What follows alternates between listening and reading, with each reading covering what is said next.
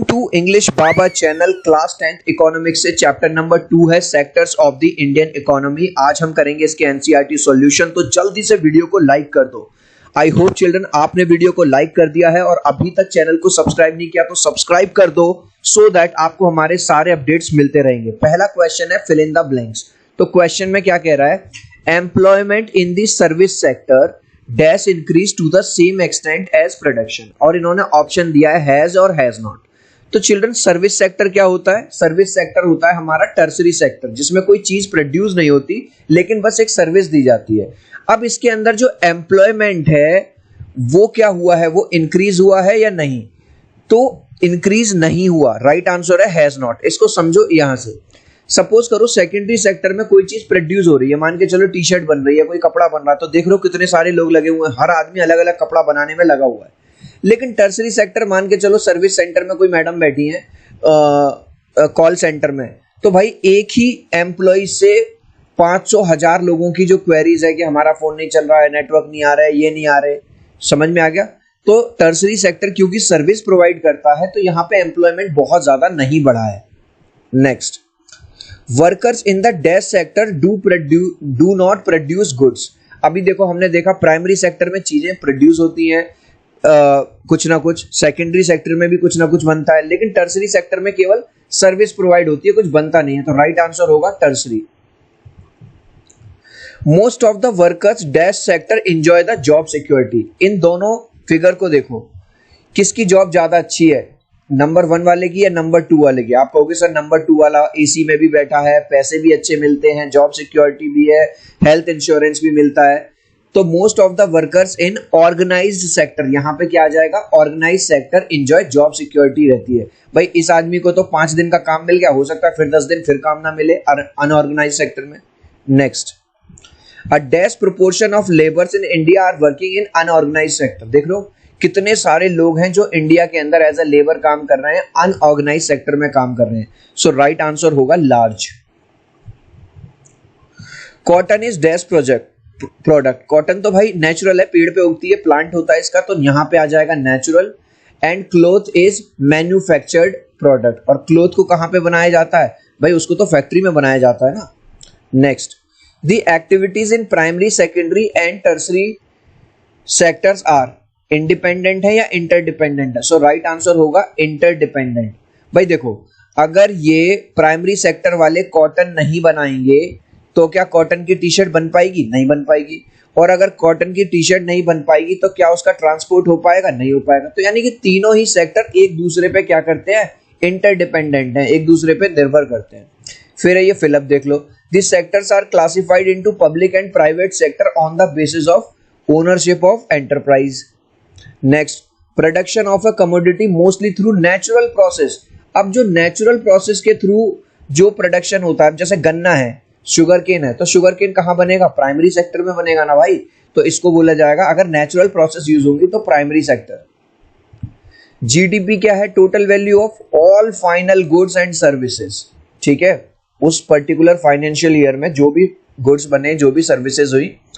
In terms of GDP, share of tertiary sector, tertiary sector का जो share था 2003 में वो था बिटवीन 50% टू 60%। अब चिल्ड्रन यहां मैच द कॉलम है, तो सीधे इसके आंसर देखते हैं। तो अनइरिगेटेड लैंड का जो आंसर है वो है कंस्ट्रक्शन ऑफ कैनाल्स। अगर भैया पानी नहीं पहुंचेगा तो हम उसके लिए क्या कर सकते हैं, नहरें बना सकते हैं, जो गवर्नमेंट बना सकती है। किसानों को प्रॉब्लम रहती है कि उनको कम प्राइस मिलता है, तो इसके लिए सरकार क्या कर सकती है, procurement of food grains by government. Government direct किसान से खरीद ले ताकि किसान को अच्छा पैसा मिल जाए। डेट बर्डन, मतलब कई बार किसान पे कर्जा हो जाता है क्योंकि उधार ले लेता है, तो इस केस में बैंक ने क्या कर सकती है, bank to provide credit with low interest. बहुत ही कम इंटरेस्ट पे, बहुत ही कम ब्याज पे उनको क्रेडिट दे सकते हैं, पैसे दे सकते हैं। No job in off season, कभी कभी ऑफ सीजन आता है उसमें नौकरी नहीं मिलती, तो क्या कर सकते हैं, सेटअप एग्रो बेस्ड मिल्स, उसमें उनको काम मिल सकता है। Compelled to sell their grains to the local trader soon after harvest, जैसे ही फसल कटती है तो उनको पैसे की जरूरत होती है, तो जल्दी से वो लोकल ट्रेडर्स को ही भेज देते हैं उल्टे सीधे दामों में। तो इसमें क्या कर सकती है, जो हमारी कोऑपरेटिव मार्केटिंग सोसाइटी है वो उसको दे सकते हैं। तो ये सारी प्रॉब्लम्स थी और ये उनके वो है। अब चिल्ड्रन एक क्वेश्चन है कि भाई find out the odd one. तो क्वेश्चन है पहला, टूरिस्ट गाइड, धोबी, टेलर और पॉटर।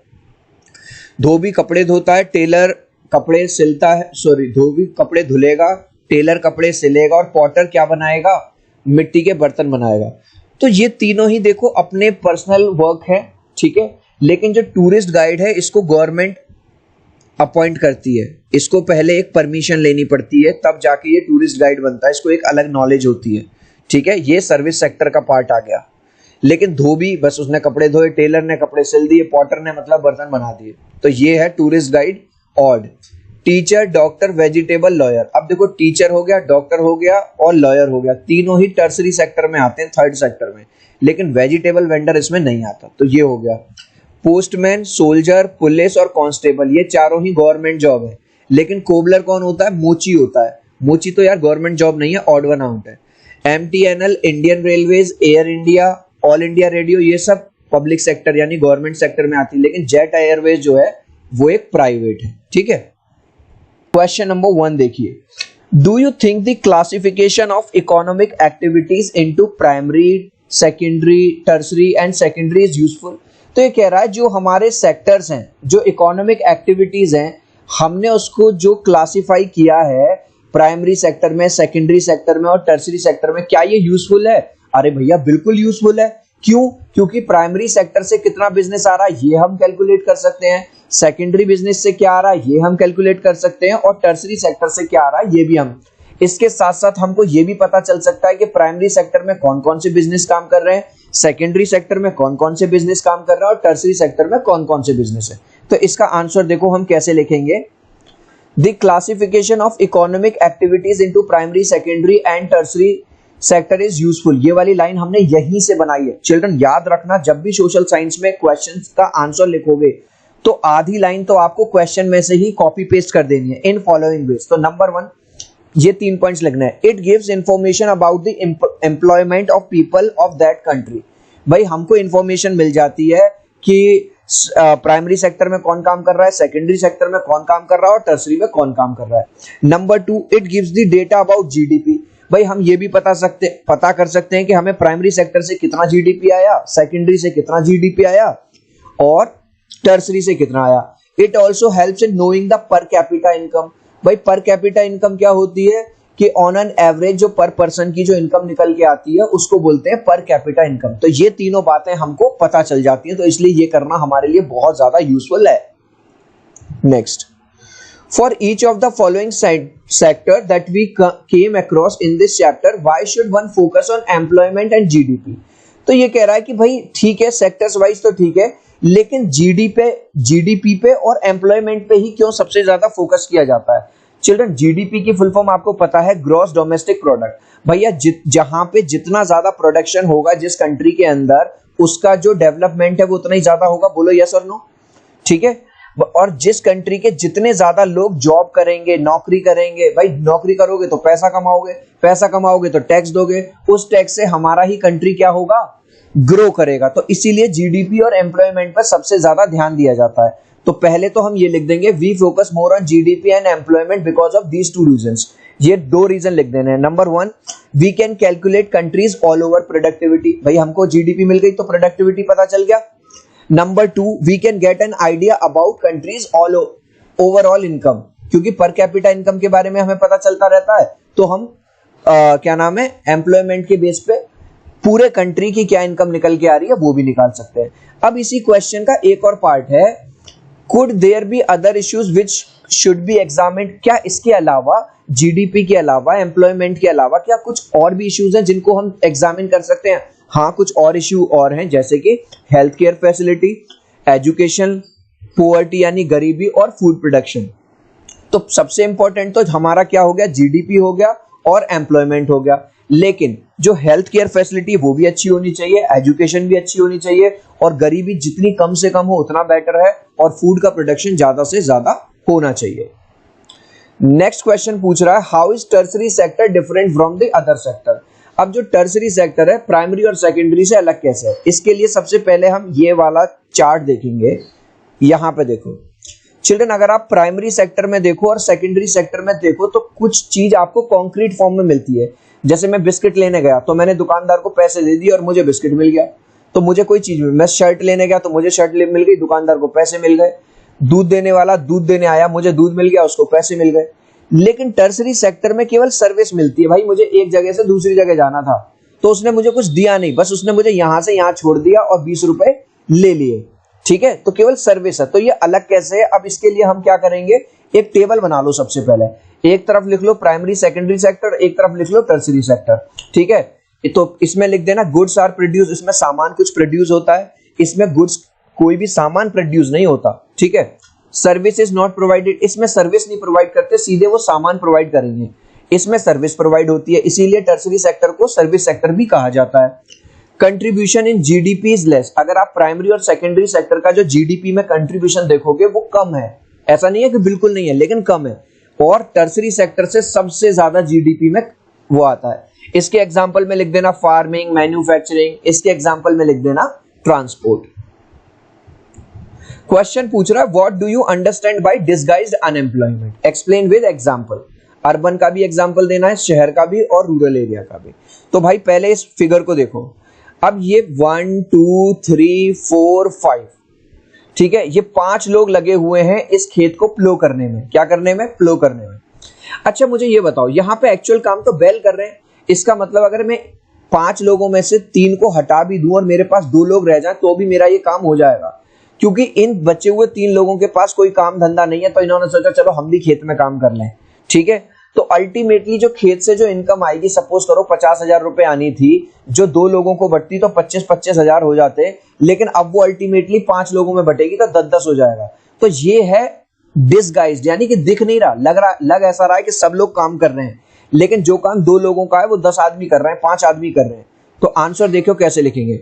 इसका एक अर्बन एग्जांपल समझो, मान के चलो शहर में एक छोटी सी दुकान खुली हुई है। ठीक है, अब वो दुकान इतनी छोटी है कि भैया उसको एक आदमी हैंडल कर सकता है, लेकिन उसी पे पापा बैठ रहे हैं, उसी पे मम्मी बैठ जाती हैं, बच्चा आ गया ट्यूशन से वो बैठ जाता है, भाई आ गया ट्यूशन से वो बैठ जाता है, मतलब एक आदमी का काम है और 4-4 आदमी उसी काम को कर रहे हैं। तो ये भी है डिसगाइज्ड। अब देखो डिसगाइज्ड अनएम्प्लॉयमेंट की डेफिनेशन लिख देना, केवल 2 लाइन की है। When more people are involved in a work which can be done by less number of people, यानी कि जो काम 2 आदमियों का है, कम लोगों का है, उसमें अगर ज्यादा लोग लगे हुए हैं और सेम आउटपुट आ रहा है, तो वो क्या है? डिसगाइज्ड अनएम्प्लॉयमेंट है। इसका एग्जांपल दे दो, पहले रूरल एरिया का दे दो। 5 people working in a small farm land, एक छोटी सी लैंड पे 5 आदमी काम कर रहे हैं, which can be easily done by 2 people, जो काम 2 लोग आसानी से कर सकते हैं, भाई साहब उस काम को 5 लोग कर रहे हैं। तो ये तो हो गया फार्म का, है ना, ये वाला। दूसरा रूरल, उन्होंने अर्बन का मांगा है। All family members are handling a small shop, एक छोटी सी दुकान को भाई साहब पूरे घर के सारे मेंबर, मम्मी पापा भाई बहन सब लगे हुए हैं, which can be easily handle by 1 person, जो एक आदमी का काम है। हो सकता है अगर उसको मम्मी हैंडल कर लेती तो पापा कहीं बाहर जॉब कर सकते थे और एक और कमाई का जरिया, एक और इनकम हो सकती थी। ठीक है, तो ये होता है disguised. Next, distinguish between open unemployment and disguised unemployment. अब डिसगाइज तो हमने अभी देखा कि जिसमें लगता है ऐसा कि भाई सारे लोग काम कर रहे हैं, लेकिन कुछ लोग एक्स्ट्रा होते हैं। और ओपन अनएम्प्लॉयमेंट क्या होता है? जिसमें आदमी के पास डिग्री भी है, वो पढ़ा लिखा भी है, काबिल भी है, लेकिन उसको नौकरी ही नहीं मिल रही, वो बेचारा घर पे बैठा हुआ है। तो सबसे पहले ओपन एम्प्लॉयमेंट को देखेंगे। Open employment is the situation when a person is willing to work, is educated but is unable to get work. भाई आदमी काम करना भी चाहता है, पढ़ा लिखा भी है, डिग्री भी है, लेकिन उसको कोई जॉब नहीं मिल रही, ये तो है ओपन अनएम्प्लॉयमेंट। और डिसगाइज्ड अनएम्प्लॉयमेंट अभी हमने पढ़ ही लिया, जब when more people are involve in a work which can be done by less number of people. कर दोगे? चलिए नेक्स्ट क्वेश्चन देखो। Tertiary sector is not playing an significant role in the development of Indian economy. वो कह रहा है Indian economy में जो टर्सरी सेक्टर है वो बहुत बड़ा रोल प्ले नहीं कर रहा। Do you agree? और भाई साहब हम अग्री करते हैं, हम बिल्कुल भी अग्री नहीं करते, हम पूरी तरह से डिसअग्री करते हैं इस बात से। अब आप कहोगे सर कैसे? तो सबसे पहले मैं आपको गूगल की एक रिपोर्ट दिखा दूं 2022 की। अभी जब मैं ये वीडियो बना रहा हूं तो 2023 चल रहा है।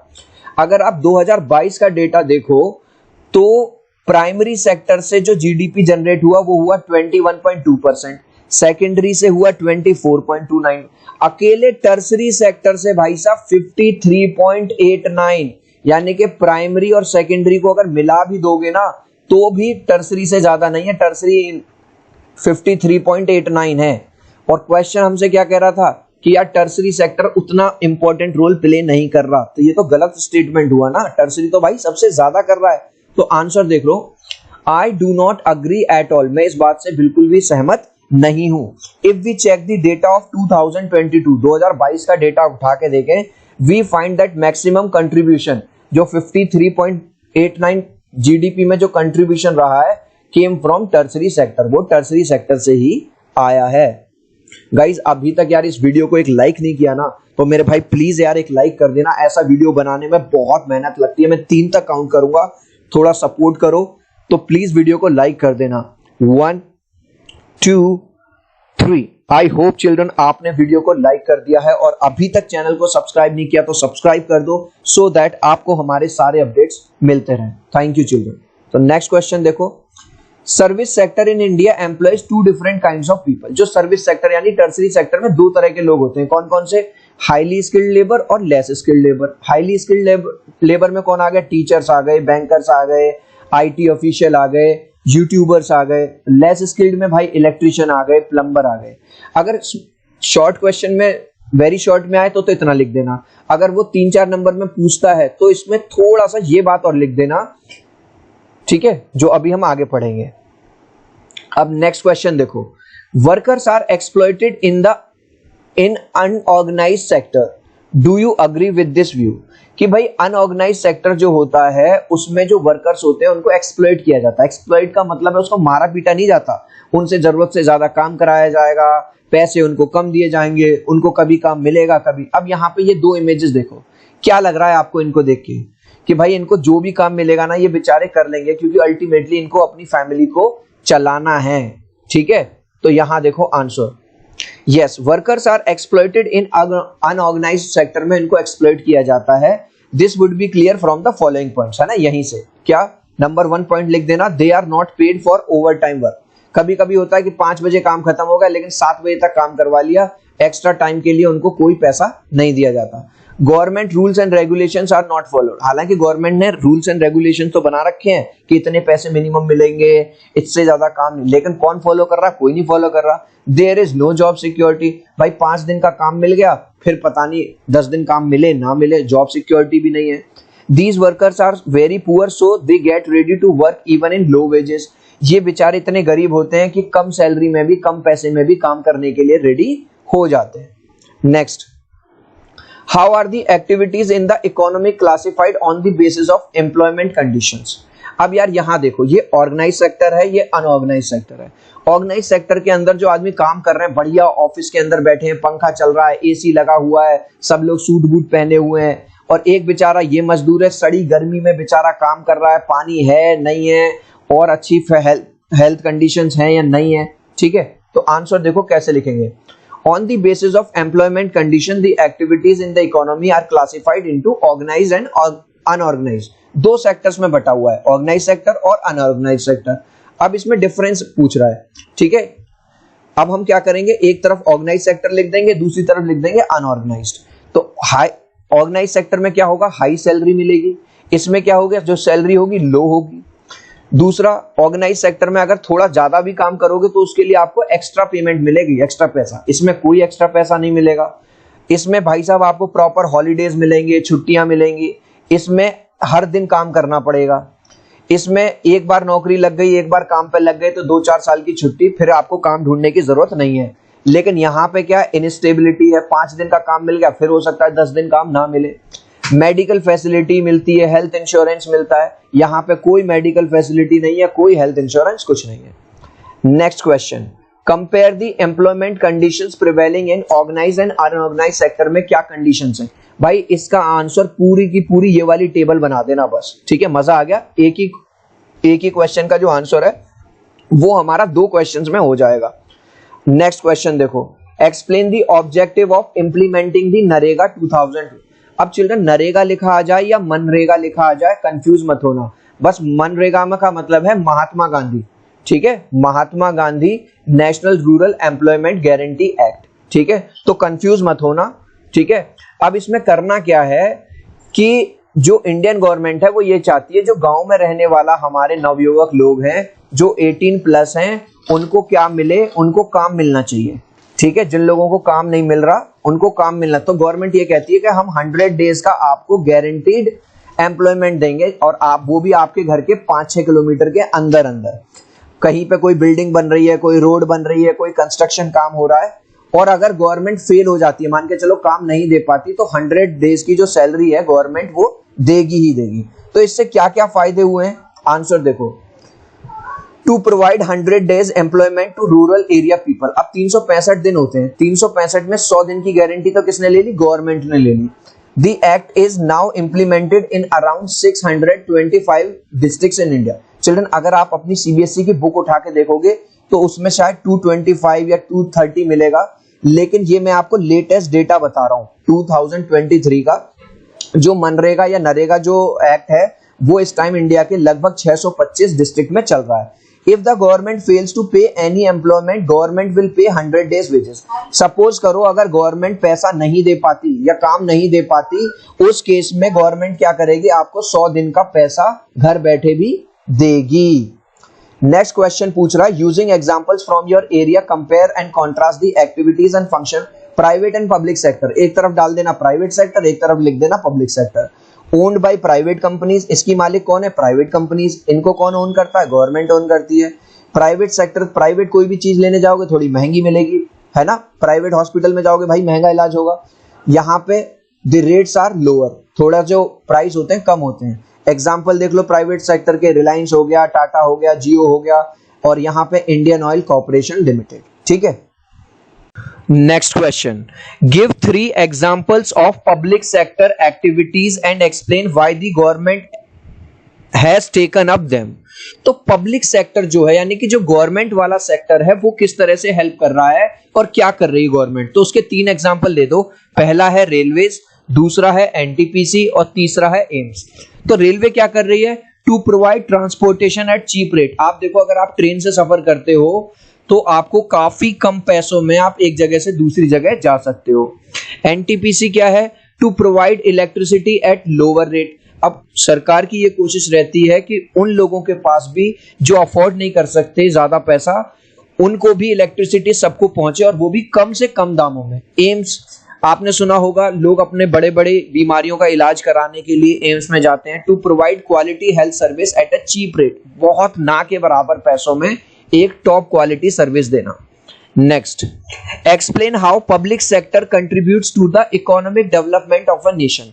किसी भी कंट्री का, किसी भी नेशन के डेवलपमेंट में जो पब्लिक सेक्टर होता है वो कैसे कंट्रीब्यूट करता है। Number 1, it creates employment opportunities. आप देखो गवर्नमेंट जॉब निकालती है नहीं निकालती, बैंक में जॉब निकालती है, टीचिंग की जॉब निकालती है, हर सेक्टर में जॉब निकालती है।